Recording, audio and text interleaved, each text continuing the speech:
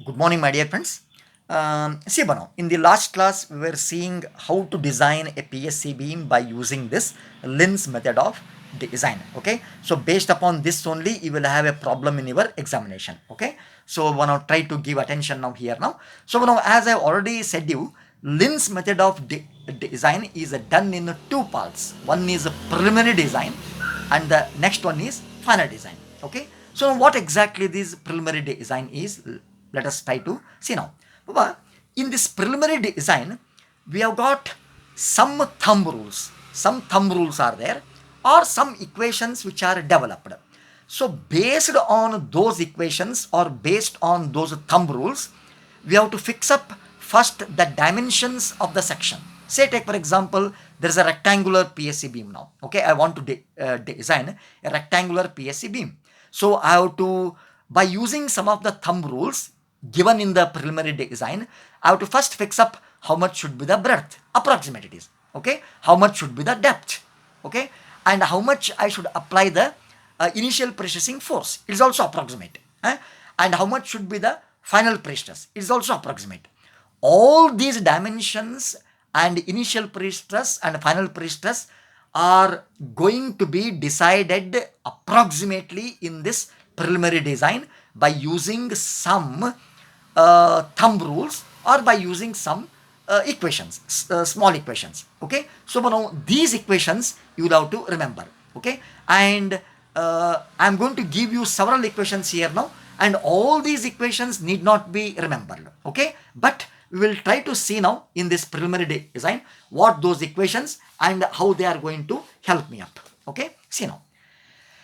So now the first thing is now for MD by MT ratio greater than 0.2. In the sense, MD is now here, it is now the dead load moment, and MT is now, it is the total moment. Okay, so when MD by MT ratio is now greater than or equal to 0.2, the depth D, in the sense D, the depth D in mm may be taken as D is equal to K under root of MT, where K is Baba now, it is one constant and it varies from 30 to 40.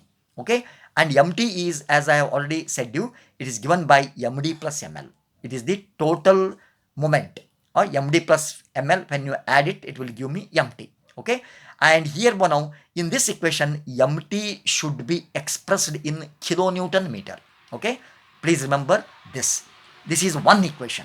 Okay, then if suppose if MD by MT ratio is now less than 0.2, here you have seen MD by MT ratio greater than 0.2. Now if MD by MT ratio is now less than 0.2, then now D can be, overall depth D can be calculated by one equation, K under root ML. Here now K under root MT it was, and now it is ML, K under root ML, where ML is again now expressed in terms of kilonewton meter. Again, now K value varies from 30 to 40. You can choose anything. Or, in the third one, we are going to see the depth can also be calculated approximately as D is equal to L by 25 plus 100 mm. Okay, where L is the span of the beam, is the span of the beam. Baba, this equation can be used when the span is 18 meter to 36 meter. Okay, 18 meter to 36 meter. If the span is this much, you can use this equation to calculate D approximately in mm, where L is the span of the beam in mm. Okay, in mm only you have to keep. So if the span is in between 36 to 45 meter, then you can use D is equal to L by 20.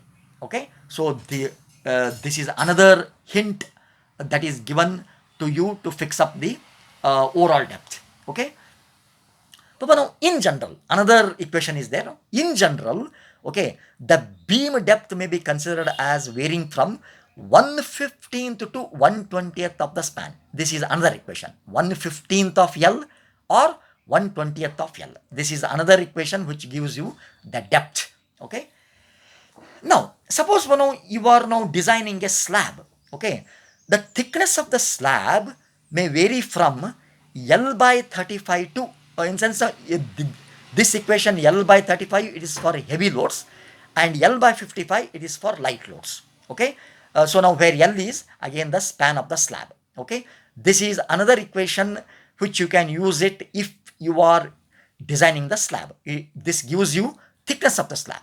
Okay. Now suppose now, if you are designing an I section beam, okay, then for I sections, you know that you have got flanges and you have got webs. Okay.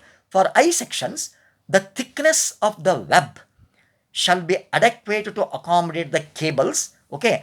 And this thickness of the web can be fixed as d by 7 to d by 8 for depths up to 750 mm, and d by 40 plus 100 mm for larger depths. Okay. So now where d is the depth of the beam.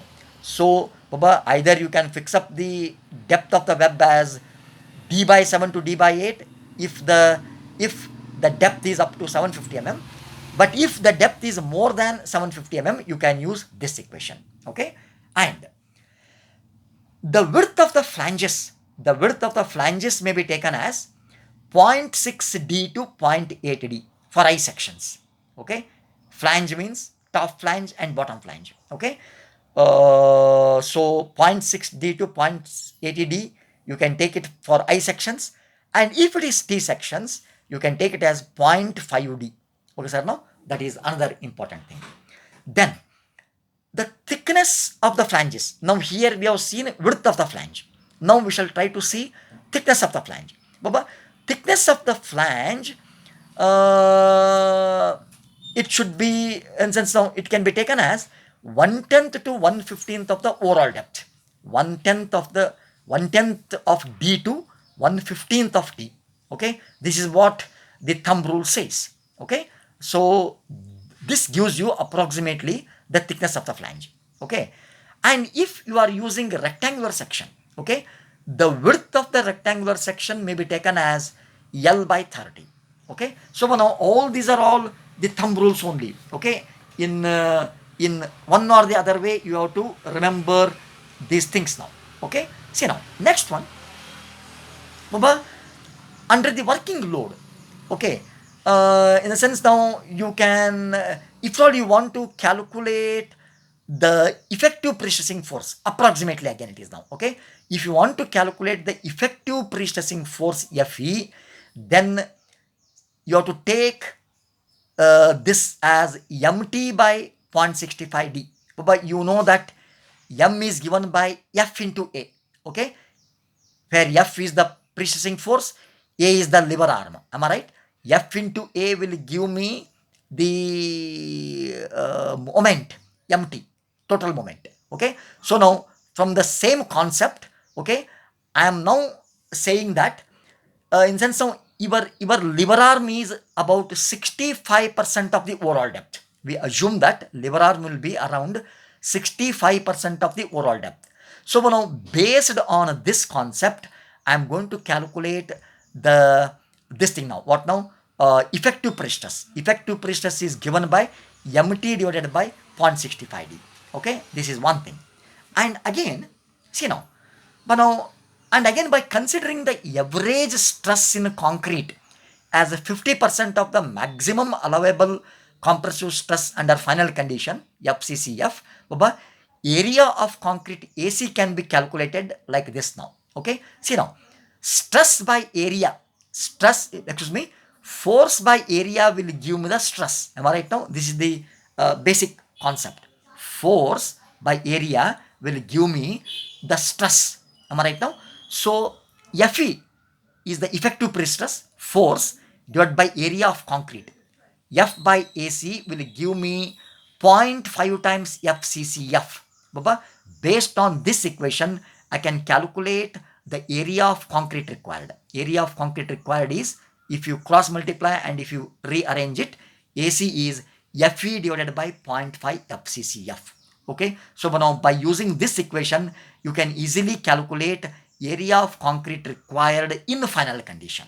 Okay, so that is one thing. So now So now here I am using these two coefficients. Here 0.65 coefficient I have used. Here I used 0.50.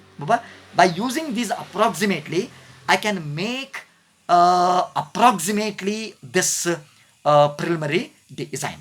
And suppose if MD by MT ratio is greater than 0.2, then you can use Fe is equal to ML divided by 0.5D. Okay, like this, you can use these things and you can make this preliminary design approximately to some extent it is okay. Okay, so now all these equations you need not remember. Whenever we are solving the problem, I will inform you how to remember these equations. Okay, thank you.